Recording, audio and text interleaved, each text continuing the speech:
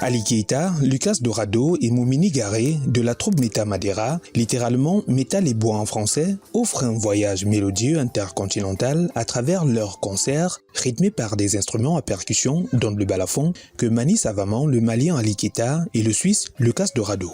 Le spectacle est l'illustration la plus simple de la thématique de la 3e édition du Festival du Balafon, le Njanja Menjang, qui s'est ouvert le 23 avril 2024 à Yaoundé au Cameroun. Le balafon hors des murs, comme une représentation de cet instrument de percussion africain qui finalement trouve son ancrage en s'imposant dans l'univers des créations musicales modernes mondiales. Lorsqu'on parle de balafon hors les murs, il faut penser aux fusions.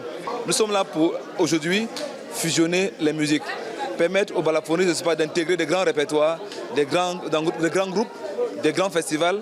Ça passe également, n'est-ce pas, par revisiter des répertoires contemporains, modernes et traditionnels, donc et créer des fusions. L'autre particularité de ce festival, ce sont les thématiques évolutives et qui touchent aux questions actuelles, notamment la parité genre, qui peut aussi se manifester en musique avec la réduction de l'usage paternaliste du balafon. Le balafon au féminin, une occasion de questionner la création artistique féminine ainsi que leur appropriation du balafon et ses dérivés. Le concours du meilleur balafoniste, lancé en prélude de cette 3e édition de la fête de l'instrument éponyme, a justement révélé le potentiel féminin à travers la jeune Amadi qui s'ajuste le prix de la révélation du festival Njanja Menjang 2024. Art au féminin en tout cas, c'est déjà ça de reconnaître que les femmes ont fait une grosse avancée dans ce combat-là, de s'intégrer, de se trouver une place dans le milieu du balafon qui est très très masculin. On a eu droit pas seulement à cette conférence de presse, mais aussi à des spectacles de femmes inédits qui étaient très impressionnants.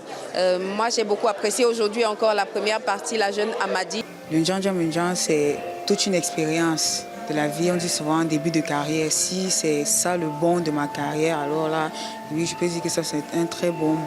Porter le balafon et les balafonistes à des cimes plus élevées, c'est l'une des vocations du Njanja Menjang. Masterclass, conférences, mais aussi concerts vont meubler ce rendez-vous culturel qui se refermera le 28 avril par une soirée au cours de laquelle seront primés les vainqueurs du concours du meilleur balafoniste.